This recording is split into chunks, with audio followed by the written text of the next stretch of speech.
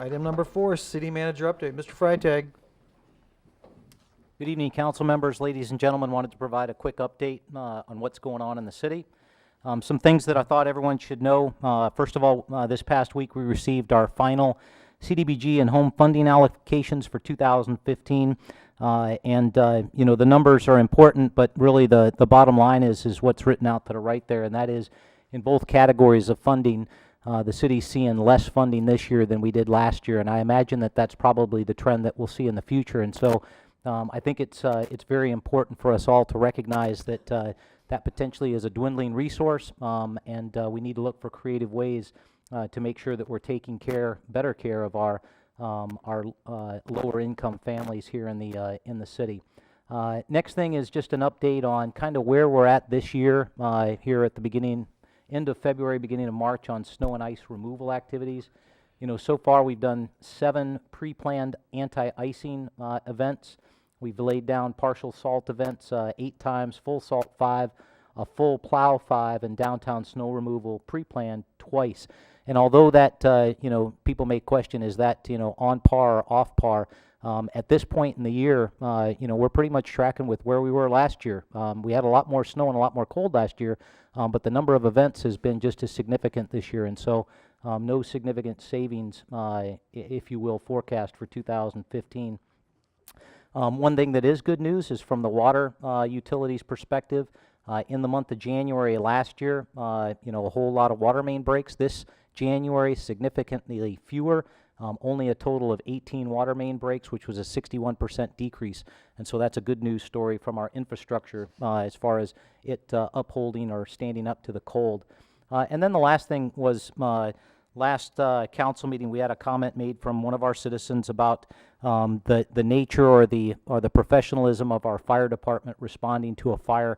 And you know, because of those comments, I did ask the fire department to conduct an investigation. That investigation's complete, but I did want to just summarize for the council and for the citizenry some of the questions that I asked. So the first thing I asked was, you know, with our firefighters responding to the fire and then extinguishing the fire, did we do the right thing?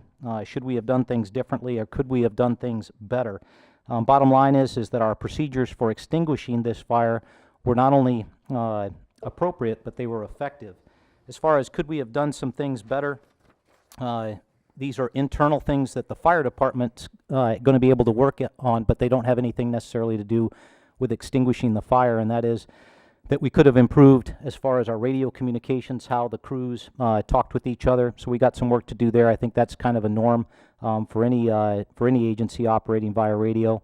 We could have looked at the terminology that was used in the incident report so that it's understandable to the public. A lot of acronyms and you know, colloquialisms that firefighters use but may not be understandable to the public. And then I'm not so sure whether our press release sufficiently described the incident, and so we got to work on that. And so we identified some things that we could have done a little bit better, but all internally into the fire department. And then the next thing that I asked were that, you know, the subsequent actions after the fire was extinguished, you know, did the firefighters do the right things? Did our fire marshal and our building inspectors do the right thing? Were the measures taken appropriate? And the bottom line is that they were not only appropriate, but they were effective for life safety and property conservation activities. And so I just want to remind the public that our fire department does a great job. Very, very proud of what they do for this community, and rest assured, should you have an issue with the fire or any kind of activity following a fire, you're going to be taken very, very good care of. So good job to our fire department. Next, for the community, we've got 2 web pages that I want to highlight here for everybody, and that is, first of all, we have a council member vacancy. There is a web page that is up. If you look to the lower right-hand portion of that screen, you'll see the web page that's up. It's entitled 2015 City Council Member Recruitment. The website is our city website / all one word, council member appointment. So this is an opportunity for you to serve your community. It's a 1-year term that would end in April of 2016, so a little bit over, at this point, a little bit more than a year of service option or opportunity. Applications will continue to be accepted through 4:30 on February 27th. That's this Friday. If you have any questions, you can contact the city manager's office at 755-3177 for more information. This website is up and active. There is a link on the website that will take you to an online form. You can fill the online form out, submit it, send it into the city. We'll get it and process it. And if for any reason someone is not does not want to use the website form, we have hard copy forms in the city manager's office. You can come in and get one of those, fill it out, return it back to us, and it will be processed just the same. So that's out there for everybody's information. And then the other activity that we're really working hard on right now is all of our boards, commissions, and committees are coming up for an opportunity to fill vacancies that will come due here in April when the council changes out. And so we have a website for that again, and it is our city website /committee volunteer. It's an opportunity to serve your committee. The committees range anywhere from a year of service to 5 years of service. Janesville residency may be required. It's not necessarily required for all of the committee boards and commissions. Some of them have strict requirements, others not so much, and so you have to read the details to figure out whether residency is required. Applications are accepted through 4:30 p.m. on March 9th, so that's still about 2 weeks away. And if you have any questions, you can contact the city manager's office at 755-3177 for more information.